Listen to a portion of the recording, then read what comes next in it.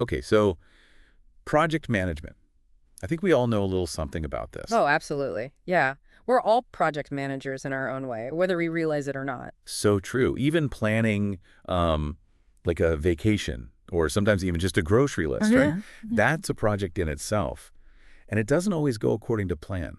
It certainly does not. And that's really where, understanding those core principles of project management can really be helpful. It's not always about, um, Gantt charts and timelines and all that. It really is about bringing order to the chaos and ensuring that, these ambitious goals we set for ourselves actually come to fruition. Bringing order to chaos, love that. Yeah. That's exactly what it feels like sometimes. Yeah. So let's break it down. For someone who might be completely new to this, what does it mean to manage a project? So at its core, project management is about taking that idea or that goal and, breaking it down into, I guess, more manageable steps, right? It's about figuring out how to allocate the resources that we have, whether that be time, people, budget, to kind of minimize, I guess, those unexpected surprises along the way and really maximize our efficiency. So we all know those surprises, Yeah. they'll pop up.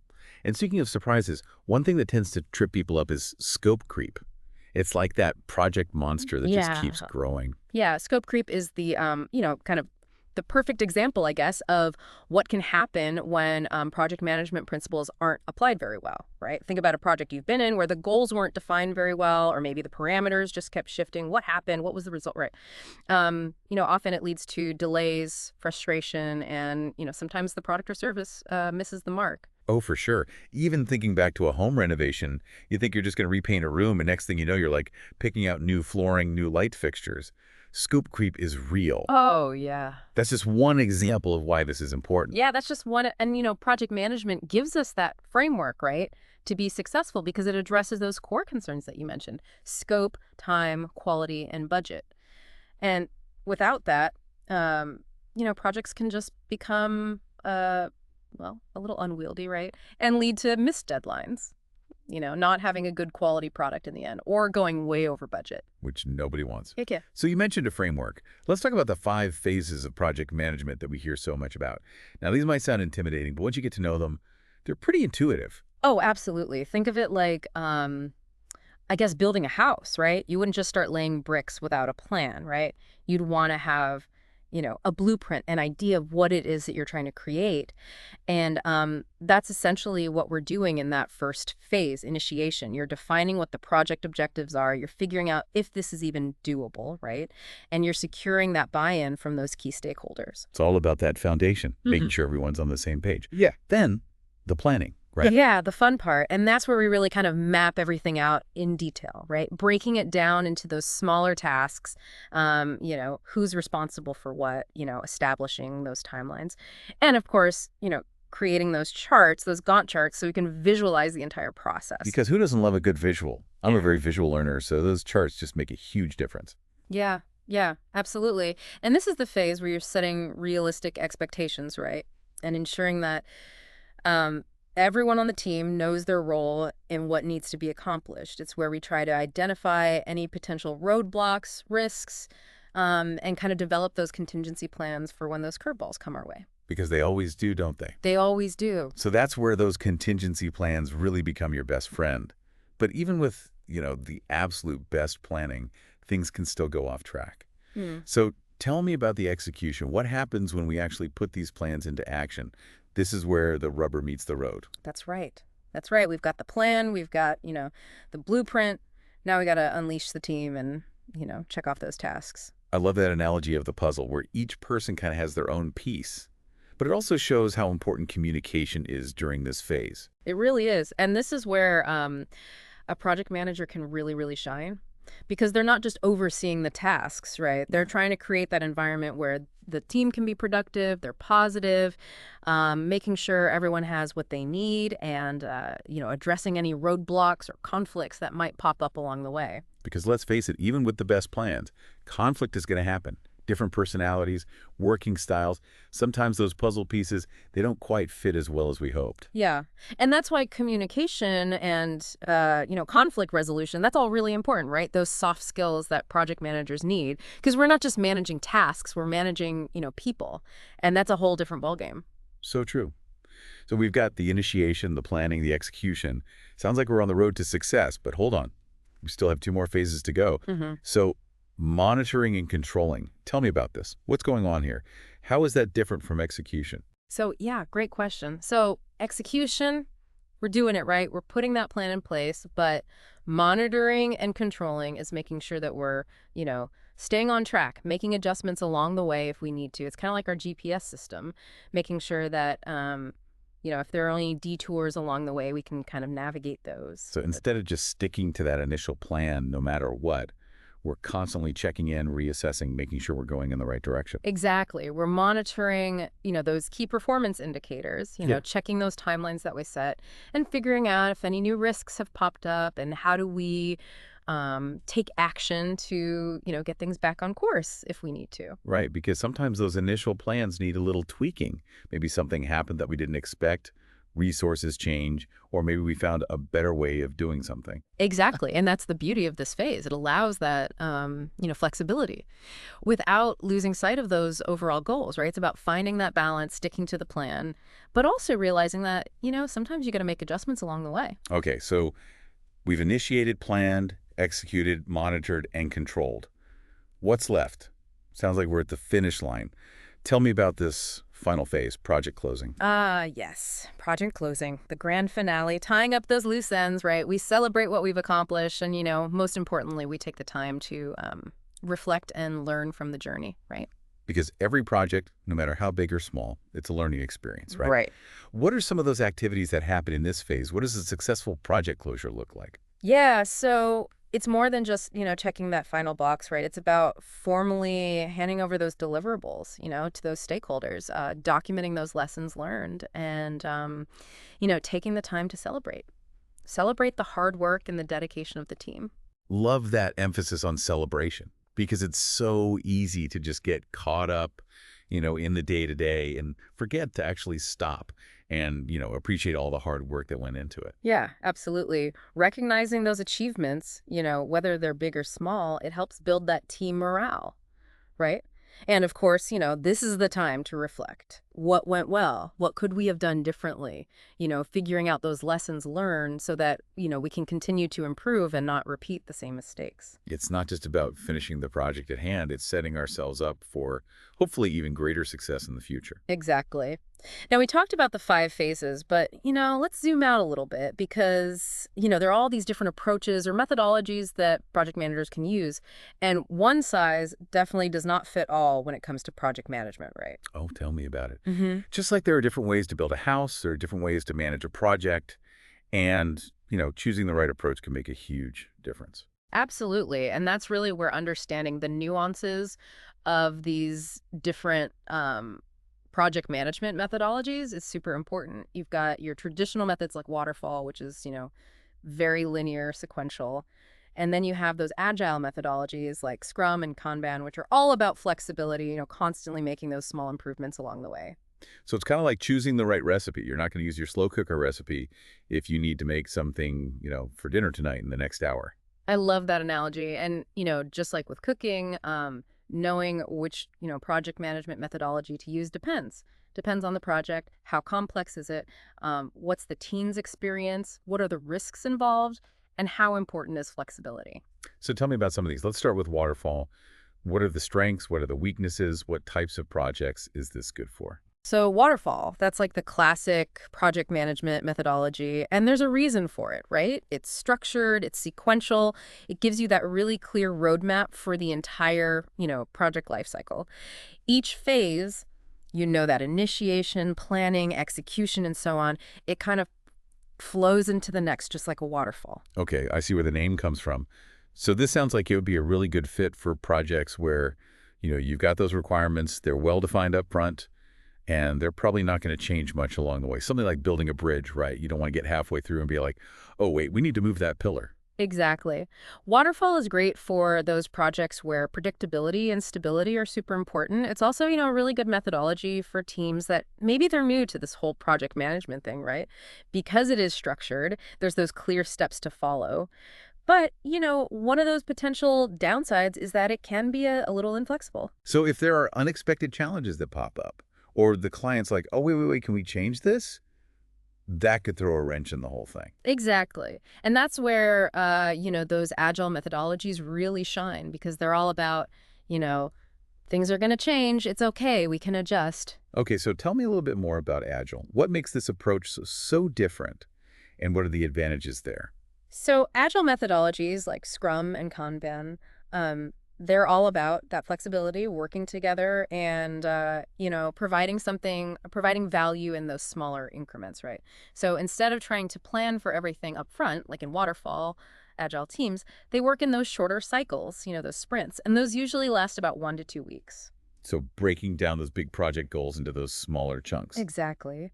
And then at the end of that sprint, the team, they've got something to show for it, right? They've Yeah. got that working product increment that they can look at, test it out, adjust it if they need to. And I can see how in today's world where everything moves so quickly, that ability to kind of change directions quickly is super valuable. Absolutely.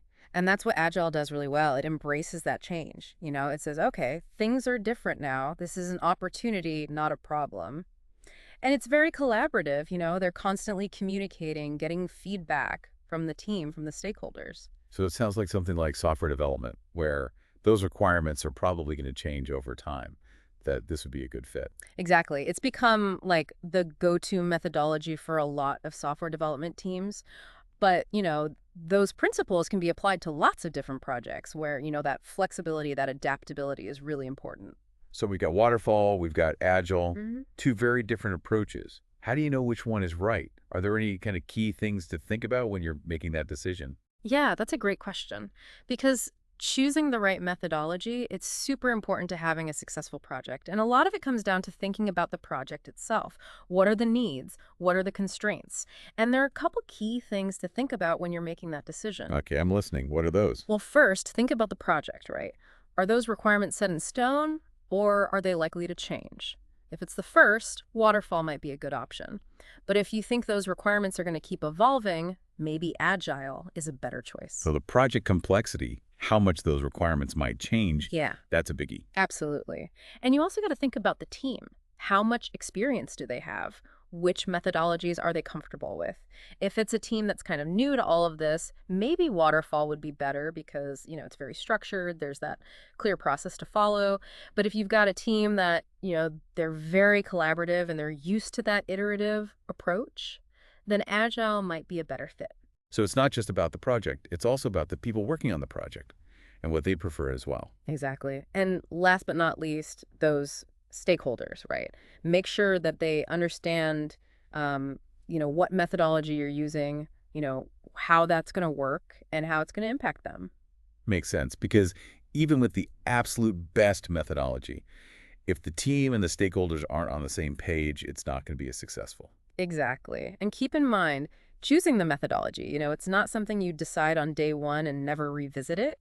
As you learn more, the project progresses, you might need to tweak that approach.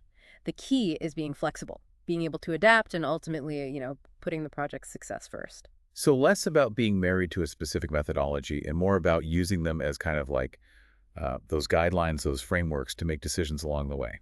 Exactly. It's about figuring out what's going to help your team be as successful as they can be, while also, navigating those complexities that come with any project. Now, we've talked about methodologies, but we can't forget about the people, right? The human side of all of this. Because, I mean, at the end of the day, projects are about people, right? Right. It's the people, it's their skills, their perspectives, and yeah, let's face it, sometimes they're quirks that really bring these projects to life. Oh, absolutely. And that's why being a good leader, being a good communicator, that's just as important as any of these, technical skills. A really good project manager, they understand that their job is more than just assigning those tasks and making sure we're still on schedule. So what are some of those soft skills that can really make or break a good project manager? Well, communication. That's, I think, the most important. Being able to communicate those goals, expectations, feedback to the team and the stakeholders really clearly. And creating this environment where, everybody feels comfortable sharing their thoughts, their opinions. Because if we're not all on the same page, if we're not communicating well, it could really derail the whole thing. Exactly. That clear, concise, consistent communication, that's key. And a good project manager, they're also really good at building those relationships, making sure there's a good team dynamic. Which, thinking about today's world, with so many people working remotely, maybe people aren't even in the same room, they're in different time zones. How do you create that sense of camaraderie when you're not face to face all the time? That's a great point. Building that team culture, even if it's virtual, starts with making sure that everyone feels like they're, a valued member of the team and that everyone's on the same page about, the purpose of the project. Mhm. And those regular check-ins, whether it's, something formal or just informal, a quick, hey, how's it going, can go a long way. Yeah. So just being intentional about making those connections, even if it's just, hey, let's hop on for a virtual coffee break, Yeah. or a dedicated channel where people can share, what's going on in their lives outside of work. Exactly. And in addition to, that communication, that team building, leadership is another important skill. Because it's one thing to manage tasks. It's a whole other thing to inspire and motivate people. So what does that look like in the world of project management? It's leading by example, setting the tone, empowering that team to take ownership of their work, right? Yeah. And it's giving clear direction, delegating effectively, offering support without micromanaging. It's that balance. You need enough structure and guidance, but also that freedom for the team to do what they do best. Right. And we can't forget about, navigating conflict because in any project, there's going to be disagreements. Oh, yeah, that's just life, right? We're all Mhm. coming at it from our own perspective. So those differences, yeah, that can lead to conflict. Exactly. And, conflict isn't always a bad thing. When you handle it well, it can actually be really good for the project. It can spark new ideas. A good project manager, they understand that. They don't shy away from it. They listen to everyone, and they look for that win-win. So it's almost like changing your perspective from, oh, conflict, that's a problem, to, okay, this is an Mhm. opportunity to maybe do something even better than we had planned. Exactly. We've covered a lot today, from those 5 phases of project management to the different methodologies to the importance of those soft skills. It's been a really great deep dive. I feel like I have a whole new appreciation for just how complex and how important project management is, and not just at work, but in life. Me too. And it's a journey. There's always something new to learn. You mentioned earlier that sometimes it can be helpful to bring in outside help, especially with those more complex projects, or if a team's really struggling. Can you elaborate on that? Yeah, bringing in a project management consultant, sometimes that's all it takes, especially if, maybe the internal team's already stretched thin, they need some extra expertise, or maybe just a fresh set of eyes. So it's like having that secret weapon, that expert in their field, Yeah. to come in and be like, here's what you need to do. Exactly. Those external consultants, they have so much experience. They can bring those best practices.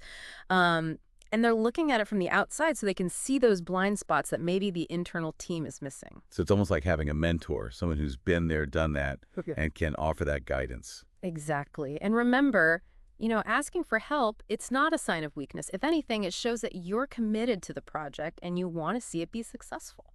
I love that. So as we wrap up our deep dive here, what are some of those key takeaways that you're hoping our listeners are walking away with? What are some of those aha moments that you're hoping stick with them? I think for me, it's realizing that project management, it's not just those tools. It's more of a mindset, a way of approaching things, and not just at work. Yeah, I think that's a great point. Something you can use in any part of your life, those principles. Mm. Whether it's those personal goals or, maybe it's planning a family reunion or even just, that to-do list that never seems to end. Right. Like you suddenly realize, oh, I've been kind of doing this project management thing without even realizing it. Yeah. Like breaking down that huge, overwhelming task into smaller steps. Suddenly, it's not so scary. And remember those SMART goals we talked about? Yeah. Specific, measurable, achievable, relevant, time-bound. That right there, that's project management. Right. And you can use that for your personal goals, too. It's like that saying, a goal without a plan is just a wish, right? That's right. And project management, that's the plan. That's how we make it happen. Exactly. And just like with those big work projects, in your personal life, you got to celebrate those milestones, those wins along the way. It keeps you motivated. It's so easy to get caught up in just getting to the end, that we forget to appreciate the journey, all those little wins. Right. Exactly. So as we're wrapping up here, thinking about project management, there's one thing I want to leave you with. Okay, I'm ready. What's that last bit of wisdom? Remember, it's about the people. It's about working together, giving people the power to do their best work, creating that environment where everyone can thrive. And yeah, the tools, the methodologies, those are important, but they're just tools. It's the project manager, that's where the magic happens. That's who brings it all together. That's a great point. Every successful project, there's that amazing team behind it. So, next time you're tackling something big, whether it's at work or in your personal life, think about project management, not just the skills, but that mindset, because it can really help you do amazing things. A little planning, a little communication, a whole lot of teamwork. That's what it takes. This has been a great deep dive. Thank you so much for being here and sharing all your knowledge with us today. I know I learned a lot. I'm sure our listeners did too. And until next time, keep those projects on track. And remember, a well-managed project, that's a beautiful thing.